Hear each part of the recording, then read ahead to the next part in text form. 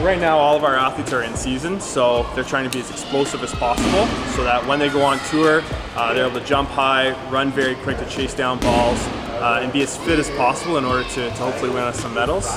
During our warm-up, we try to emphasize all the different components that we're going to be working on during their training, as well as build in some preventative exercises to make sure that they stay healthy.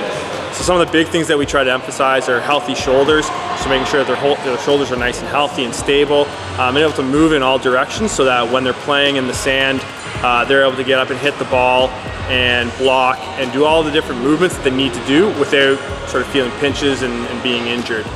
In addition to that, we started to warm up their lower body, so different movements that we're going to be doing during the training session, we try to build into that during their warm-up. So looking at if we're doing a little bit of a squat warm-up, we try to incorporate movements that are similar to a squat and generally prepare their nervous system and their muscles in order to compete or to train on that day. Start with relatively low intensity, so they're on the bike just kind of trying to get up their core body temperature.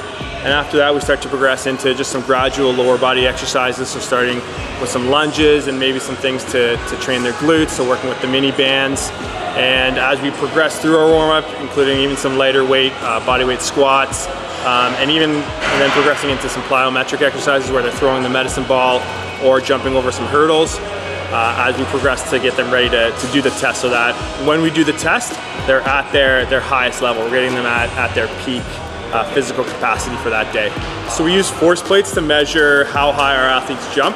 The force plates measure the pressure that you put into the ground. So when an athlete jumps, they apply more force into the ground and more pressure into the ground.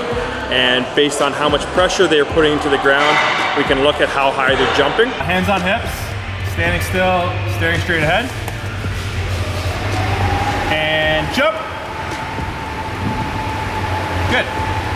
In comparison to other ways of measuring how high an athlete can jump, this one can't be tricked or fooled. Some places where it measures, how high you're in the air or how high you can reach, there's different ways that an athlete can get a different result than what we are actually looking at. So how high they're jumping, based on how high you reach a little bit differently, or you tuck your knees in the air for measuring how long you're in the air for. So that allows us to be a lot more accurate. If we're using information such as an athlete's vertical jump on a day-to-day basis to inform what we do in the weight room and on the sand, we want to make sure we have as accurate information as possible so that we're making the best decisions possible.